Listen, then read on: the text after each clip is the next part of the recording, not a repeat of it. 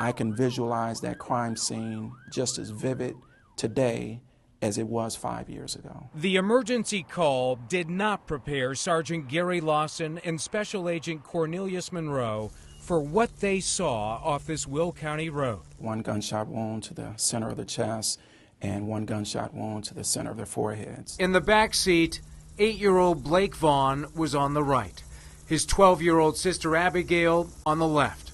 Cassandra, the middle child, in the center. Cassandra had a Harry Potter book.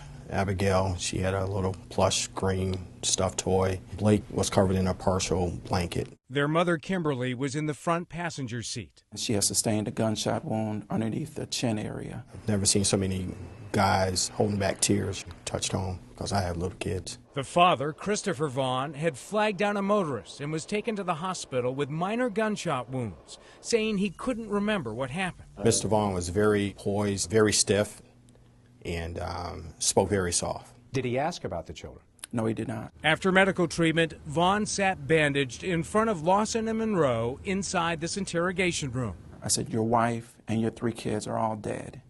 What did he say? He says, no, they're not. They left the room so paramedics could tend to his wounds, but watched through a two-way mirror. He was joking with the paramedics. He made a statement that he was like, yeah, they're playing, good cop, bad cop. Are you more emotional about the loss of his children than he is at this point? Absolutely. I would have to say yes. And Monroe was about to get even more emotional. They brought in large school photographs of the children to get a response from Vaughn. I took the pictures and I put them up to his chest. I said, hold him, because he wanted to take them down. I said, no, put them back. Hold him. Eventually, Vaughn became agitated and crumpled up his children's photographs.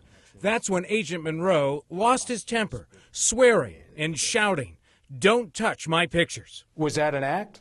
No, it wasn't. It was my emotion. This was the only time that Mr. Vaughn showed any type of emotions. Still, Monroe later apologized for his outburst to his boss, Director Hiram Grau. I said, listen, you have to do what you feel is right to solve this case. In fact, their interrogation helped lead to Vaughn's arrest 9 days later, just hours before his family's funeral. He asked me, why didn't you allow me to bury my children?